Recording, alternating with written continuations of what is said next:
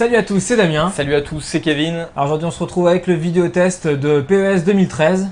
Ouais, qui est forcément très attendu, puisque comme chaque année à la rentrée, c'est la même on a rengaine. droit au gros match FIFA versus PES. Et on commence cette année par PES 2013. On va décrypter les défauts, les éléments de progression, puisque vous allez le voir, Il y a quand même quelques il y en a, nouveautés. voilà, avec 3 parties bien distinctes. Donc on va commencer par le contenu, ensuite ce sera la réalisation, et puis enfin forcément le gros morceau, le gameplay. C'est parti.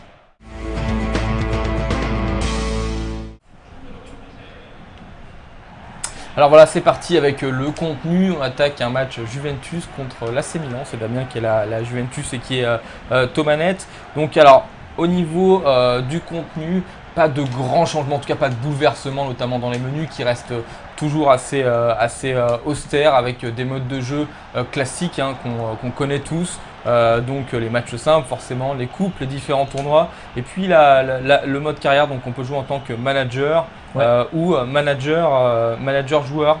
C'est ça, en gros c'est le mode, j'allais dire devient pro, le mode vers une légende. Ouais. Voilà, et également le mode Ligue des Masters, traduction toujours aussi efficace, qui est bien connu maintenant des joueurs de PES évidemment. Et qui n'a subi aucune grosse innovation non, majeure. du tout, voilà, c'était plutôt l'année passée où dernière. il y avait eu un peu de modification au niveau du contenu, avec notamment une meilleure scénarisation des carrières. Là, cette année, c'est kiff bourricot. D'accord, ouais, donc vous allez le voir après, ils ont surtout travaillé cette année Konami sur le gameplay ou le tackling. Assassin, je l'ai vu. Des tasks, tout est jouable quasiment offline, donc forcément sur la même console, vous le savez, et puis en ligne. Donc c'est globalement aussi similaire à l'année passée avec donc 8 joueurs maximum, donc du 4 contre 4. Voilà, mis à part un petit widget accessible partout dans les menus via aussi R2 qui fait le lien avec le multi-online, globalement c'est pareil. On a un lobby jusqu'à 100 personnes.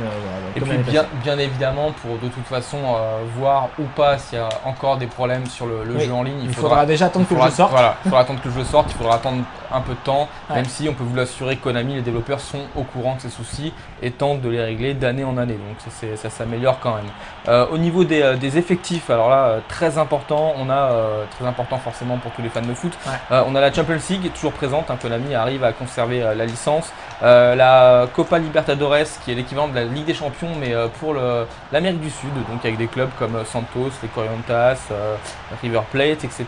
On commence à connaître maintenant depuis quelques versions aussi. Voilà, on a l'ajout de quelques